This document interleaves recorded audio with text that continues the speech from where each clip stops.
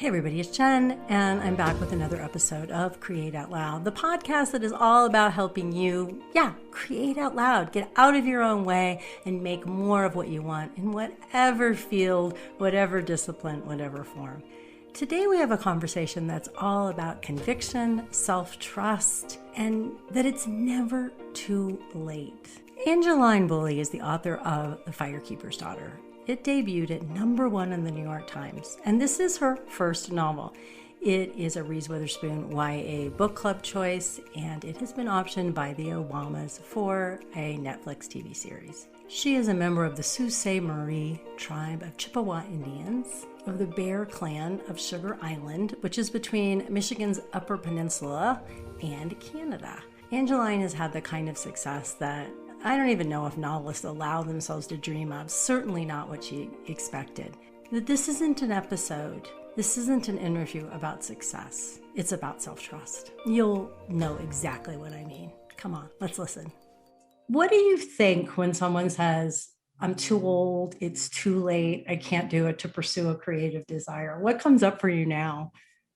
Now I just want to shake them and say, it's not too late. I mean, what are you waiting for? And why not? Why not give it a go? I'd love you to walk me through that life from when you had the first inkling of the idea. And I'm going to try really hard, you all, for no story spoilers, because this book is so precious. And you need to be in the world of the story and enjoy it like I've gotten to. So I'm going to try really hard not to give anything away. When that first inkling of the idea came to you, you were 18 and you published Firekeepers Daughter at 54, 55? I got my deal at 54 and published. I'm 55. So what was it like in terms of keeping that idea alive, thinking of yourself as a writer? We give up on these things that call us. And you didn't give up. There were times when it went to sleep on me, I would say. And then things would happen in my life and that spark of the story idea would come back and then it would whisper, and then that would get louder and louder. There were times I had to set it aside. I have 3 children. I went through a divorce. I relocated to Washington, D.C. I mean, there were some major career ups and downs. I ran for tribal council election for my tribe and did not win. I've been through some things, but I would listen to that whisper and it would get louder and louder. And then I just felt compelled to sit down and write. I can completely relate to some things have happened, right? That is life, right? These huge things happen. But what's the difference between those of us who listen through those things happening and those of us who don't? That's what I'm so curious about. I tried not to beat myself up about it. It was like, okay, I have to set this aside for now. It was that I'm going to get back to this. It doesn't mean I'm walking away from this idea, but I need to focus on this right now. And I guess I had faith that I would come back to it, that I guess I just trusted that things would happen when I was ready.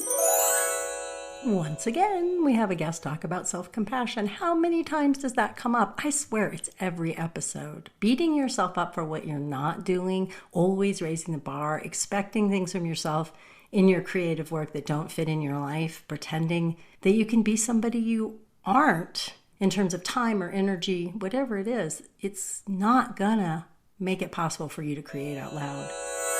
My dad calls that the true belief about Indian time, that things happen when they're supposed to. Instead of the disparaging use of Indian time. Yeah, exactly. Yeah. So I view it as a positive thing. Like, I am thankful that previous drafts did not get published because I was not ready. I learned a lot. And so I'm very thankful that it happened when I was ready. It seems like there's such a deep why behind this story. To really make this vivid, nuanced representation of modern indigenous life. Did that draw you forward, that deep why, or was it more the craft of writing or the mystery, or it's all, one big, wonderful thing?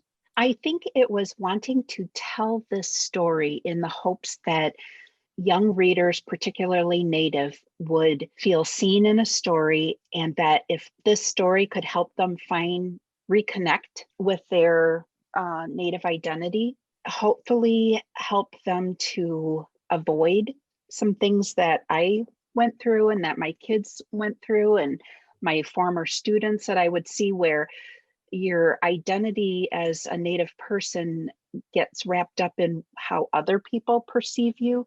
And so when you care about that, you're always either too much of something or not enough. And so I think there's that real coming of age story is claiming your identity for yourself. And I felt like that, of course, at first the idea, the story about the thriller, but then knowing that at its heart, it was this coming of age story about claiming one's identity and place in your community. And it was just dressed up and wrapped up in a thriller. Which is always the question when we're writing or creating anything. What is it really about? Yep. You know, Lisa Cron is a story expert who's going to be on the show. And she talks about how it's like there's a crater and we walk around the crater. And what it's really about, what the story is really about, is inside that crater.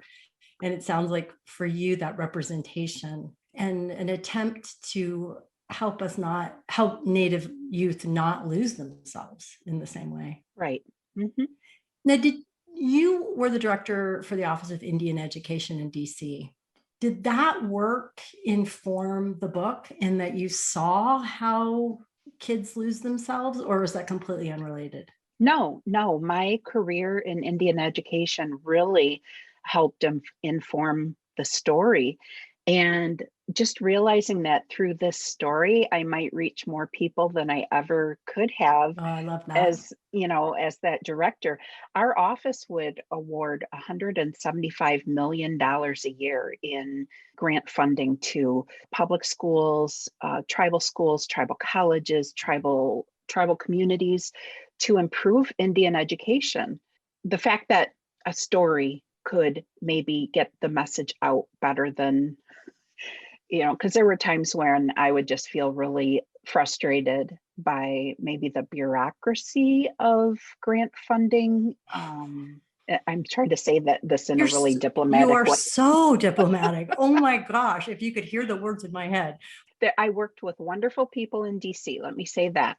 I never realized how involved maybe program attorneys are in. I felt sometimes, I'm going to be really blunt here, I felt sometimes like if I had to use the bathroom, that I needed to check in with my program attorney before I get it. Before I left my office to go use the restroom. And so there were times when I would push back and I would say, are you advising me on, the regulation? And if it's regulatory, please, yes.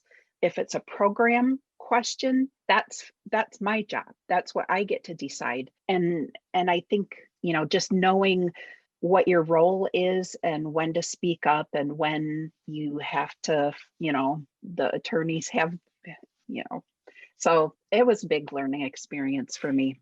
There's two places I want to go. So I'm just going to go one place because you can only go one place at a time. But that self-trust that it sounds like you had to learn as a woman, as a Native woman, is so much in your main character. She trusts herself. That's one of the things that's so exciting. I mean, I love how she remembers her values that her firekeeper father and her grandmother on one side has taught her. I mean, I'm reading that and I stop and I reflect. And I'm like, how am I living those values? Did the self-trust that you had to develop in the situation in DC in that job, did it translate to writing? Yes. Because the position had been vacant for 2 years in DC, and I worked as a federal contractor on a couple different projects for Department of Ed. And I would be in the room when conversations would be had about the type of director that they needed. And it was the realization that I would be the best person, that I would be the best person for this job, and going for it, knowing that I was the right person in the right place, had the right background to really own that. And that's not confidence that I had when I was younger by any means. And that's why I'm glad that that it wasn't ready to be published until I am who I am today, because that same confidence came through in that last draft that I wrote when I went and got, an agent and the book deal.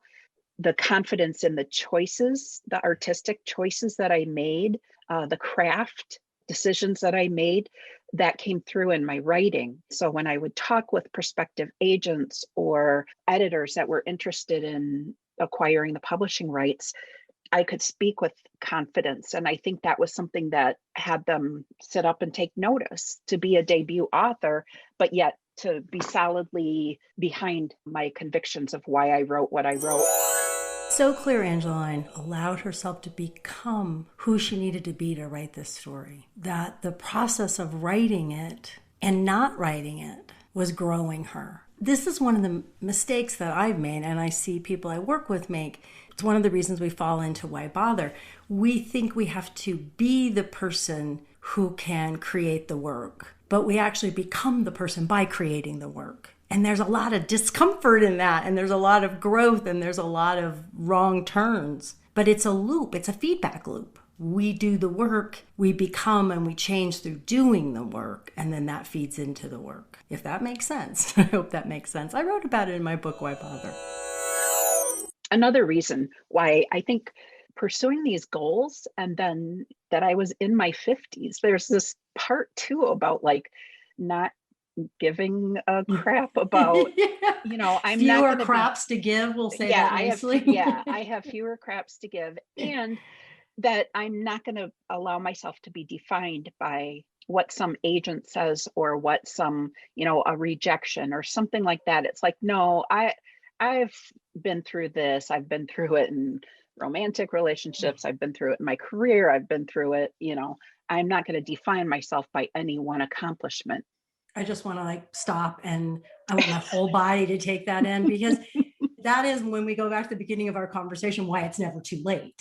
In fact, we want to draw on that. Yeah, you don't get to define me. I get to define me. And then that's in your character. It's in your story. Is that one of the reasons why, I don't think this is giving away too much, the main character is not an enrolled member? Is that part of why you did that? And also how you played with, how do you define it? The different color. There's a very funny way you say it. Yeah, the Anishinaabe the acceptable Anishinaabe skin tone continuum. Every time I read that, I laugh out loud. Yeah, Donis is a very science-minded person. So of course she can define this, as a continuum, and she happens to fall on the very light side. Her best friend Lily falls on the darker end of the spectrum, but recognizing that they both have to put up with similar kinds of BS about people's views of what an Indian is supposed to look like and how they're supposed to be. I've lived in the West for most of my life, and I've lived around different reservations and casinos. And so I just loved it, how you portrayed the casino wealth and the intricacy of it, which is I've never seen that done in fiction before. Thank you for that. So many people think that every tribe has a casino and it's just rolling in the dollars, and B, that it's, the expectations that people have about, well, then didn't all the problems go away? Right. Because you have money now, so all the problems go away. Why wouldn't that solve everything? Wow. And really wanted to tell a story that wasn't black and white. And I really do believe, like what Aunt Teddy says about per capita is not, it's like money, the value of money. It's neither good nor bad. It takes on whatever it amplifies whatever is going on in the person or the community or the family. And so there are wonderful things that happen because of per capita. And there are also some awful things that happen, but that's for that tribe to decide that that's what they're going to do with their casino profits. I loved how Donis handles the money, and I won't say anything else because you'll have to read the book. Well, and that's why I made her come from a family. Her white family is very wealthy. I wanted the money to not be an issue about her tribal membership because she is not an enrolled member. I didn't want her to be envious or feel like she was lacking in that financial prosperity. Oh, So that was that's why brilliant. I kind of thought about it, but I was too engrossed in the story to really bring out my critical story mind. I wanted her to grow up with that mindset about money, that she's always grown up with it. So it's not a huge factor in her life, but then for her to recognize what that privilege is and how it impacts how people view her. And yeah. And it's brilliant because it plays on the stereotypes of natives, because she's a Right. rich native girl who has to deal with her privilege as a rich native person. Yeah. I love it. Yes. There's so many layers to the story. It makes me so excited. I'm obviously a big fan of Firekeepers Daughter and of the cover, which is also gorgeous. Yes. Oh my gosh. My publisher has talked about this as being like this maybe like revolutionary thing, or this like incredible collaborative thing that they did, in that they knew that I really wanted an Ojibwe artist. Most debut authors don't have You any don't get leverage, title, and you don't get cover, you don't get you yeah, don't get any of that. but I was able to have input. So they really listened to my input of wanting native representation in that art. They found this Ojibwe artist, Moses Lunham. He's First Nations from Kettle and Stony Point, Ontario. They worked with him and he's incredible.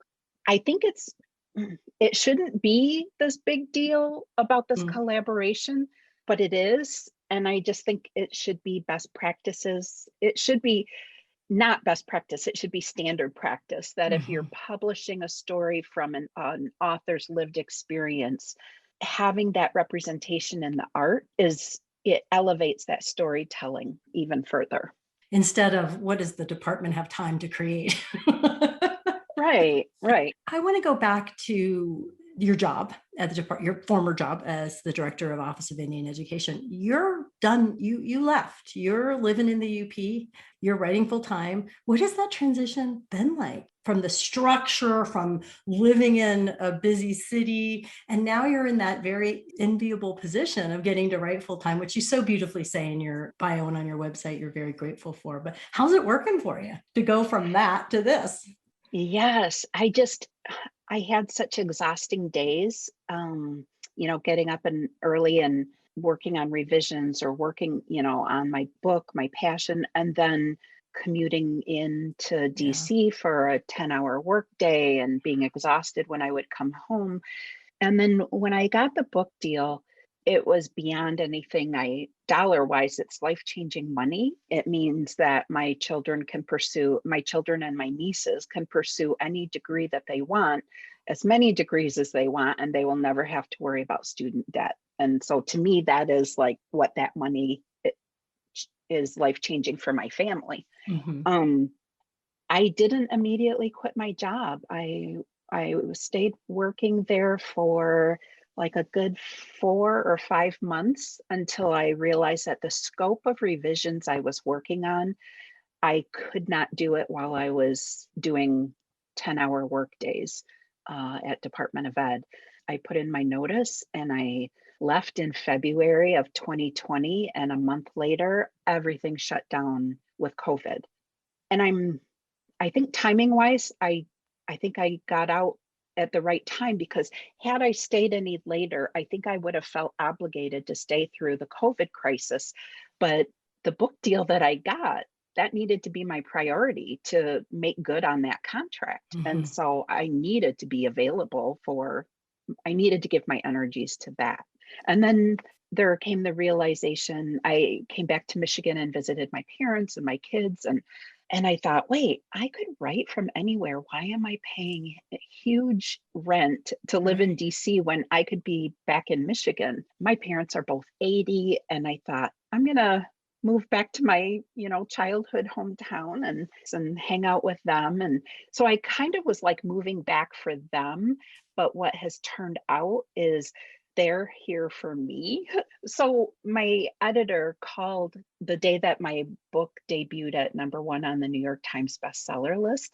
Let's And just take a then breath there. That is amazing. But I know. it's so amazing. I mean, I'm living vicariously through your success. It's just such a cool thing because the book so deserves it and you so deserve it. And it's just so wonderful. Anyway, so yeah, so she calls, Oh, tells the so she story. calls and tells me. We just like scream at each other on the phone, like for 5 minutes, just back and forth. And then my parents came over and we had dinner. We were planning to have dinner and we played Yahtzee. And my mom like kicked my butt in Yahtzee. And so I really think that moving back and that normalcy has been the best thing while all this other surreal stuff is happening for me and for the story. So I'm just really thankful of how things have turned out. I'm sure that was grounding when you got the news that the Obamas are making it into a TV series. Can we play Yahtzee again? Yeah. When I told my mom about the book deal, when the book auction came through, and I told my mom, all the details, and my mom said, "Really?" And then she said, "I'll tell your dad you got a good deal, but I'm not going to tell him how much. I don't want it to change like how he would look at me or something." I was like, okay. Oh, So that's so sweet. it was, yeah. Have you had weird encounters where people are treating you differently, or have you, like, is there anything? I mean, it's still pretty new, but Yeah, it is new. No.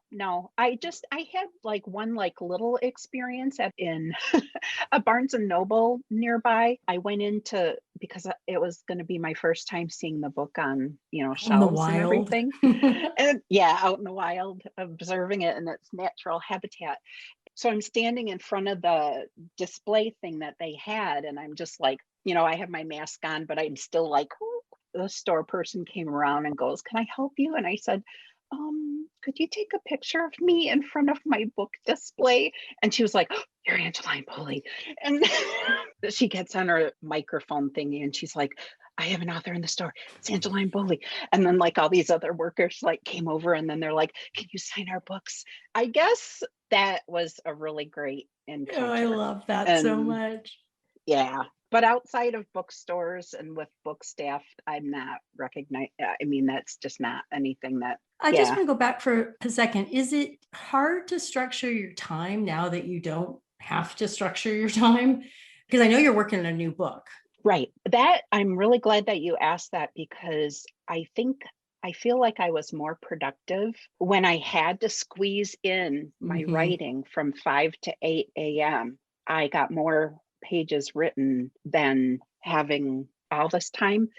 But my time is being so much is consumed by promotion of book 1, but I am working on research for book 2 and outlining, and we work in drafting. And I feel like I have to relearn what's my best time for writing and get back into like some routine, because that was my most productive time is when. And when you don't have to get up at 4:30 to start writing by 5, sometimes the motivation is just not there. I remember my most productive time was when my daughter was a baby, colicky baby, and I had a book due. And I would get so much work done in those 3 hours while my parents had her. And I look back at that, and granted, I was 27 years younger than I am now.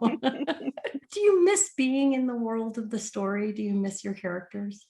I feel like I'm still there because book 2 is in that same world. Oh, great. And I guess, it's a different time. One, is 2004, 2005. So book 2 is a different time period.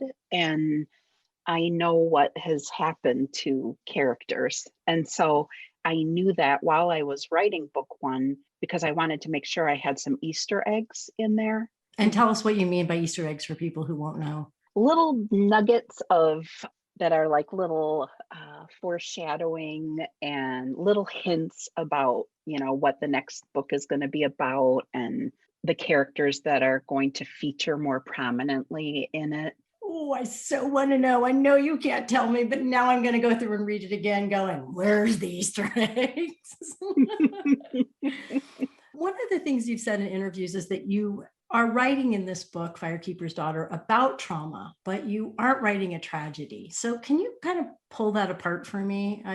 Because I know a lot of times when I work with writers, they are writing about difficult things, whether it's fiction or memoir. And sometimes that it feels so dense and dark to them and so hard to craft story out of it. Right. I went to the Smithsonian National Museum of the American Indian. Tommy Orange, the author of There, was doing a reading and conversation with someone. And so my friends and I went during the audience questions. Someone had said like, oh, I just was so taken by all of the horrible things. I'm so sorry that, it was kind of that uninformed, well-meaning, but clueless non-native person who only sees the tragedy and doesn't see, only sees the trauma and thinks of us only in terms of our trauma. As if time stopped. Yeah. Yes. And Tommy was like, did you read the same story that I wrote? Because Dude, did you read that book? I don't view he said something along the lines of, I do not view my story as a tragedy. I wrote a story and, there's some good things that happen. There's some wanting to tell a truthful story means nuanced and balanced. So yes, there are unpleasant truths, but there's also so much joy and healing and things that if you only look at the trauma, you're missing half the story. And I wanted to make sure that the story. I think. Yeah. I wanted to make sure that came through. Oh my gosh, yeah. I love your humor. Oh my God, I love it when Donis works at the senior center. Those are some of my favorite scenes. Those elders, and that was very much informed by when I worked for my tribe. I was the assistant executive director for our tribal government. And so I worked with all of our membership services programs, education, culture, recreation, social services, and elders. And so I would go eat lunch over at the Elder Center, a couple times a week. I would miss my dad because my mom and dad don't live in Sault Ste. Marie. But hanging out with my dad's friends and that they laugh at the same things that my dad laughs at. And it just made me helped me to not miss my dad so much. Yeah. So yeah, they're hilarious. They're hilarious. I love it. Can you make me an entire CD is it Dolly Parton? No, it's Patsy Cline, I think. I think it was Patsy Cline. Yeah. I want every song Patsy Cline ever wrote or sang. Discovered iTunes back in the day, I was burning CDs for my dad. Like my dad would buy an iTunes card and then he would sit at my computer with me at home when he would visit. And he'd be like, oh, what about Ernest Tubbs? What about this? What about that? And then I'd click and buy all the songs and he'd always like spend his card so fast. So then I'd be like, all right, I'll add these other songs to it. It's like he's the teenager. Yes. And then I would say, okay, what order do you want it in? And he was like, really? And I'd be like, yeah, we can arrange it in the order. And then I would print the label. He thought that I was just this wizard of music. You were more tech than Bill Gates. Oh, but then also with my dad, our hometown, they received a grant and it was for teens to teach senior citizens how to use technology. And so they were giving away iPads to senior citizens, but they'd have to agree to these tutoring sessions that these teens would. So my dad still has the same iPad that he's had for like 10 years. That part of the story about elders adapting and figuring out how to use technology, and that's a really key part of the book too. You do such a great job of connecting the dots, of layering the different things that are, whether it's the identity issues, the money thing, the things we've been talking about, and then so many other things that I can't talk about in terms of the thriller part of it. Which leads me to my question: was it scary to learn to cook meth? It was fascinating. To be clear, I have not cooked meth. Oh, you just I have watched other people do it. I have learned how, but Okay. I have You not haven't walked actually through done it. one. Okay, that's probably a good thing to Yeah. clarify. Yeah. Just so no one thinks that I actually would be competent at making it. No, I would. It So looked, really, reading about it, it's really sounds hard. I had no idea what went into it. yeah. Yep. Breaking Bad really I couldn't taught a watch whole bunch Breaking of people. Bad. I Yeah. watched like 4 I episodes. It was so depressing and so sad. I couldn't watch it. Yeah, I think I watched just a couple episodes and then I was afraid of having too much of my story. I just didn't want You didn't to. want those images and those. Yeah, I wanted my research to stand on its own and not be a regurgitation of Breaking Bad science. Francisco Stork was your mentor in We Need Diverse Books mentorship program. How important was that mentorship and being in that program to getting the novel to where it went to auction and went to the Obamas and debuted at #1 in the New York Times? It was so important. And I think I hadn't really grasped how important it was until afterwards. And then realizing that that visibility or that credential caught the attention of people in publishing. That was the part that I hadn't quite, when I applied for it, I had gotten rejected the first year that I applied for it. And then I decided to try a second time. And that's when I got paired up with Francisco. Then when the book deal came out, that was what people would focus on in the news articles. It was like that I gained attention through We Need Diverse Books. So I was like, oh wow, it really did open some doors. But it was life-changing in that Francisco, when he got done giving me feedback critique on my manuscript, he said, I think you really have something here. And I've been talking about you with my agent. She's really interested in reading the manuscript if you'd like to send it to her. Because he knew that I was going to be seeking a book agent shortly. So he just, encouraged me if I was interested to put her on my short list of agents that I was interested in. And I did. And she wasn't really on social media a lot. And so I don't know that I necessarily would have if it wasn't for him mentioning her. And then I looked into her and I'm like, wow, she's a big deal. She's like a literary agent rock star. And then she ended up just being the right fit and just the best agent for me. So now Francisco and I share. Your editor has an amazing story that a year or so before she successfully bid on the book, she anonymously read about 250 words of the story and it stuck in her head. And then she realized when she got your manuscript to bid on it that it was the same story. That is just, I love the synchronicity of that. It was 6 months. 6 months. Okay. 6 months before we went out on submission. And I had been at a conference and there was this anonymous, you could submit your first 250 words. It got projected on a screen. There was an agent and an editor that would give their immediate reactions to. And I submitted it because I was interested in the agent. And I wasn't thinking about editors at that point. I was still so focused on getting an agent. And the agent was completely silent throughout it, didn't offer a word of feedback.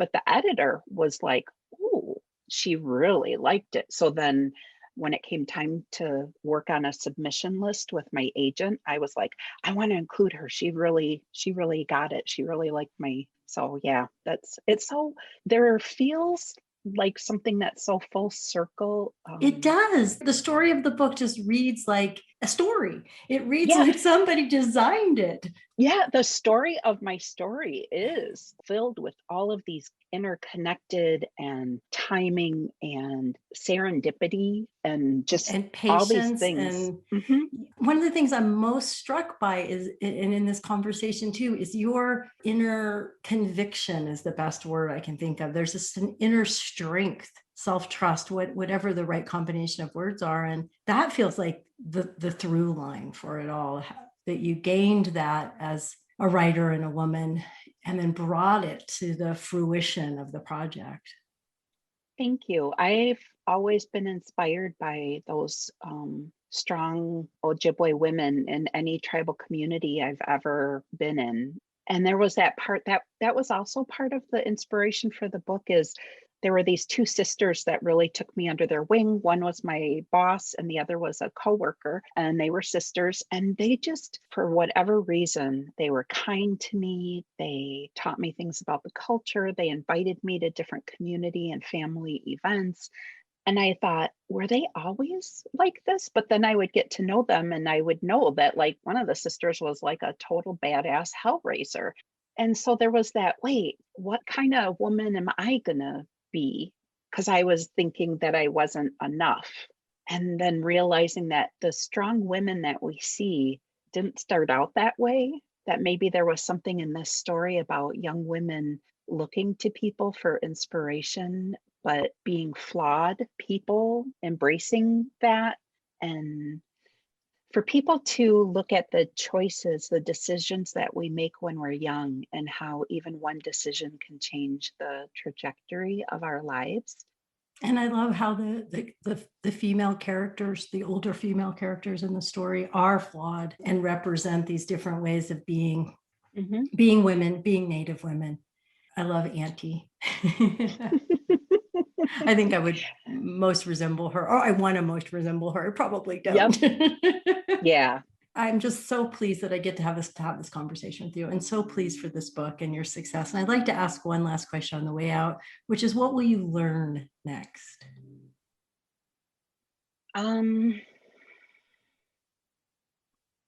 Wow. I've not been asked that, because my first response is about the research that I'm doing for book 2. But I think the question goes deeper. And I think